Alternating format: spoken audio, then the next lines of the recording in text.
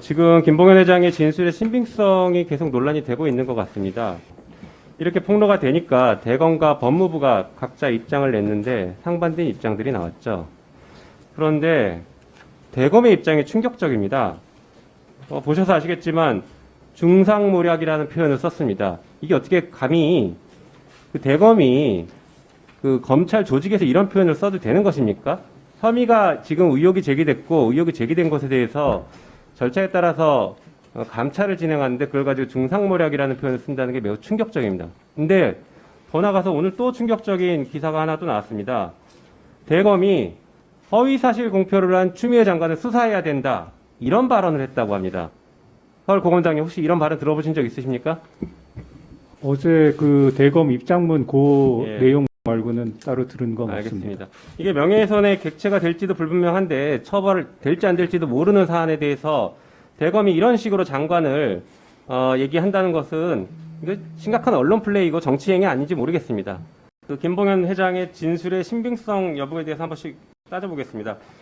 일단 김봉현 씨는 법정에서 위증 처벌을 감수하고서 최근에 10월 16일 날 진술을 번복했습니다. 이렇게 얘기했습니다. 법정에서 검사가 원하는 진술 방향대로 협조를 했다. 이렇게 얘기를 했거든요.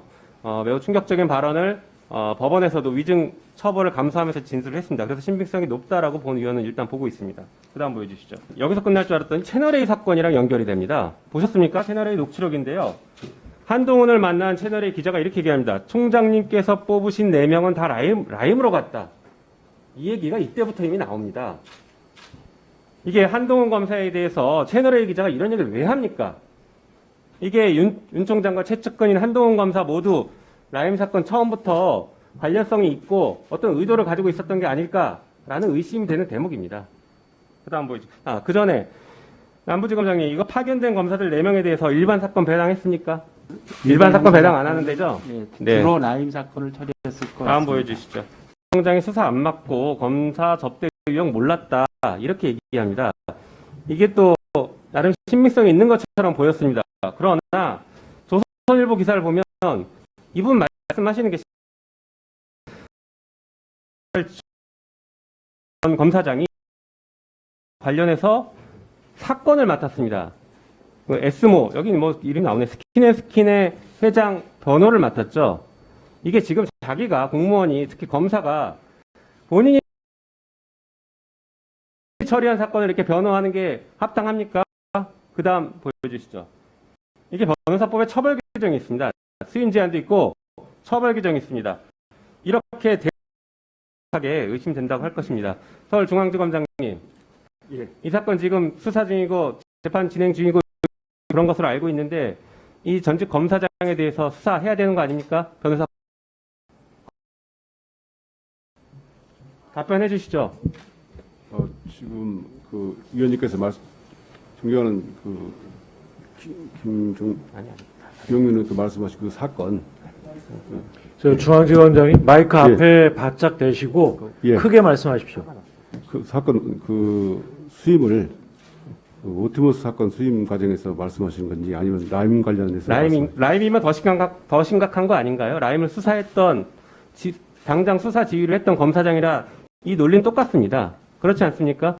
이거에 대해서 좀 철저하게 진상 봐주시죠. 자, 이거 검사장 얘기가 나왔습니다. 야당 이재호 전 그 의원이 이렇게 진술을 했습니다. 황교안 대표 시절 영입한 현 충북도당 위원장인 것 같다 이렇게 얘기를 했어요. 그리고 오늘 박근 변호사가 자기가 원본을 진술서 썼다 이렇게까지 얘기합니다. 그래서 저 말이 맞다라는 걸 전제했을 때 아직 확인이 안 됐으니까 맞다는 걸 전제했을 때 몇 가지 또 의혹들이 제기될 수 있습니다. 자, 검사장이라고 지목된 분과 우리은행장 로비했다고 했는데 우리은행장과 대학 동문입니다. 그리고 우리은행장 부행장과는 동향입니다. 이 정도면 로비했을 정황이 매우 농후해 보입니다. 게다가 이게 변호사로서 업무를 수임한 게 아니라 펀드 판매와 관련된 로비였기 때문에 이것은 업무상 배임의 공범이 될 가능성이 높아 보입니다. 이에 대한 철저한 수사가 필요할 것으로 보여집니다. 그 다음 보여주시죠. 이게 또 충격적인 일들이 발생합니다. 그 라임 자산 운용이 왜 이렇게 수사가 제대로 안 되고 여권을 향한 수사로만 됐나를 봤더니 라임 자산 운용에 윤석열 총장 장모와 부인 사건의 그림자들이 어른거립니다. 지금 보시는 것처럼 라인자산운용의 관계사인 DA테크놀로지의 대표이사와 이사는 아시다시피 윤석열 총장 장모가 잔고증명서를 위조했던 사건 신한저축은행의 대표이사와 이사와 동일한 사람입니다. 관계사로 보이는 것이죠. 그 다음 보여주시죠. 또 도이치모터스 주가 조작 사건의 선수로 뛰었던 이모 씨 있습니다. 이 사람이 보니까 라인자산운용의 관련사인 동양네트워크스의 부회장입니다. 이 정도면 왜 라임 사건이 수사가 제대로 안 됐는지를, 그리고 왜 여권을 향한 수사가 진행됐는지를 좀 보여주는 것 같습니다. 그 다음 보여주시죠. 검찰이 지금처럼 수사를 통해서, 기소를 통해서 정치 행위를 하고 있는 것 같습니다. 이건 몇 번 말씀드렸으니까 그 전에 우리 서울 고검장님께 하나 여쭤보겠습니다. 네, 1분 안에 마무리해 주십시오. 서울 고검장님, 아까 이걸 먼저 여쭤봐야 될 것 같은데, 검사 비리와 야당 정치인에 대해서 김봉현 씨가 진술을 했다라고 했습니다. 이게 지금 대검에 제대로 보고가 됐냐가 문제가 되고 있는데, 서울 고검장님은 보고 받으셨습니까? 통상적으로 이런 현안에 대해서 고검장은 상세한 보고를 안 받고 있습니다. 보고 받은 적 있으십니까? 없으십니까?만 답변해 주세요. 없습니다.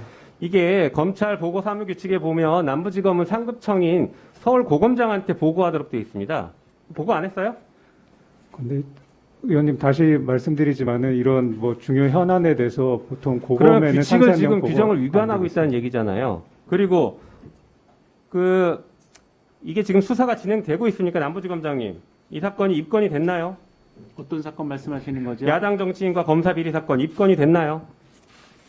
야당 정치인 사건 말씀하시는 네. 그리고 겁니까? 검사 비리 사건 입건 됐습니까? 안 됐습니까? 지금 말씀을 드리자면 검사 비리와 관련된 부분은 사실 저희도 당혹스럽습니다. 입건이 안 됐다는 거죠.